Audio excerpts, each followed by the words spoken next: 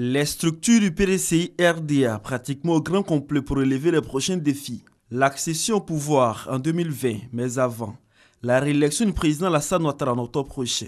La jeunesse et les femmes du PDCI RDA, piliers essentiels dans la réalisation de ces projets, ont de nouveaux responsables.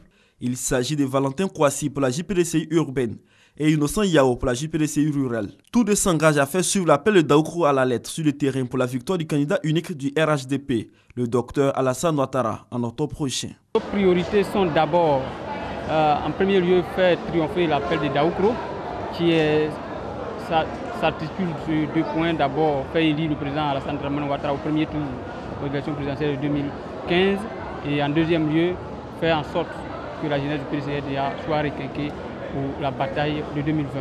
Il faut quand même redonner le blason du PDCI-RDA en milieu rural en remobilisant sa jeunesse. Essayer d'animer cette jeunesse pour qu'elle puisse vraiment se prendre en charge en milieu rural. Chez les femmes, ce sont Véronique Aka et Odette Eui qui remportent les élections, respectivement pour l'UFPDCI rural et l'UFPDCI urbaine. À nous maintenant de redynamiser le PDCI.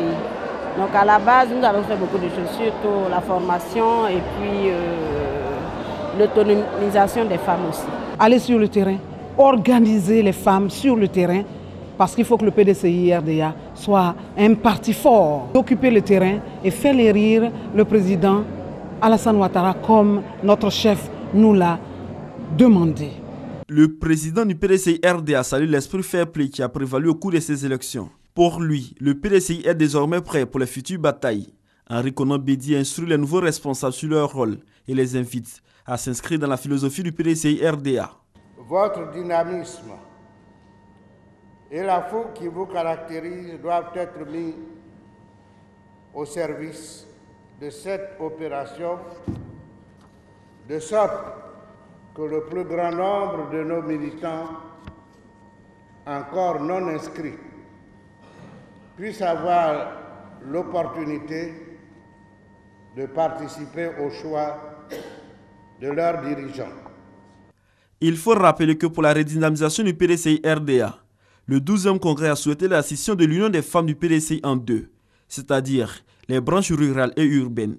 Idem pour la jeunesse qui bénéficie en outre d'une section universitaire scolaire. Cette dernière connaîtra son responsable en décembre prochain, selon Henri Konan Bédi.